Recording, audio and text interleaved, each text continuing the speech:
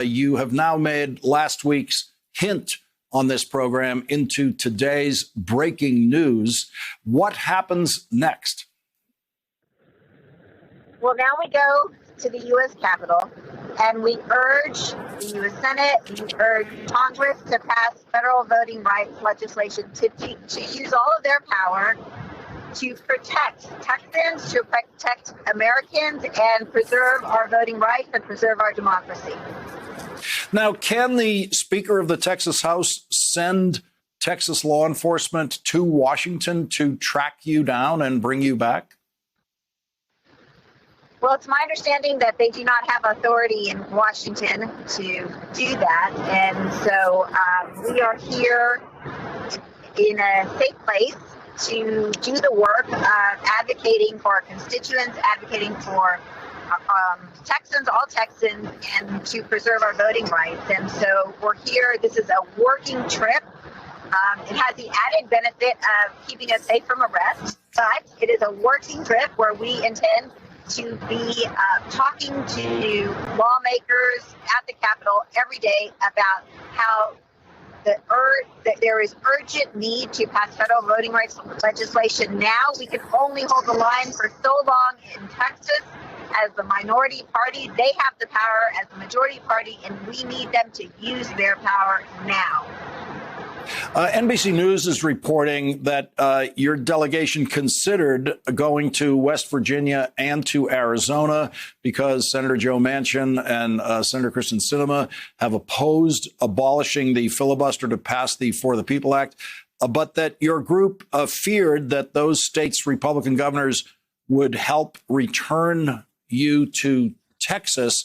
Do you feel that you will still make attempts in Washington to contact Senator Manchin and Senator Sinema? There was a delegation of House members who came to Washington a few weeks ago after the first time we broke quorum to meet with Senator Manchin. I myself went to West Virginia about 2 weeks ago to participate in a voting rights rally where the Freedom Ride, the new Freedom Ride landed in West Virginia, and heard from his constituents. They had hope, and they were working with their senator and urging him to do his part so that West Virginia could be key in passing federal voting rights legislation. Of course, I'm talking about the For the People Act and the John Lewis Voting Rights Act. You know, in 1965, there was a Central Texas president, Lyndon Johnson, and he championed and he ultimately succeeded in having the Texas Voting Rights Act passed. And here we are, 50 plus years later, fighting for these same rights. And again, we look to Washington for help. Texas has now become a leader in this fight because our voters are being targeted, but West Virginia could also step up and lead in this federal fight for voting rights legislation. We might be losing your signal. I guess it's okay. One more question. The Texas Governor Greg Abbott issued a statement today saying as they fly across the country on cushy private planes, they leave undone issues that can help their districts and our state. What is your response to the governor?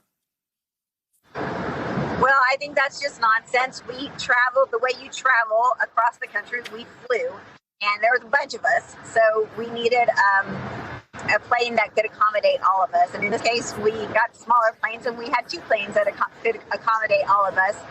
And so we left our families behind. We left our jobs behind. I understand we citizen legislators.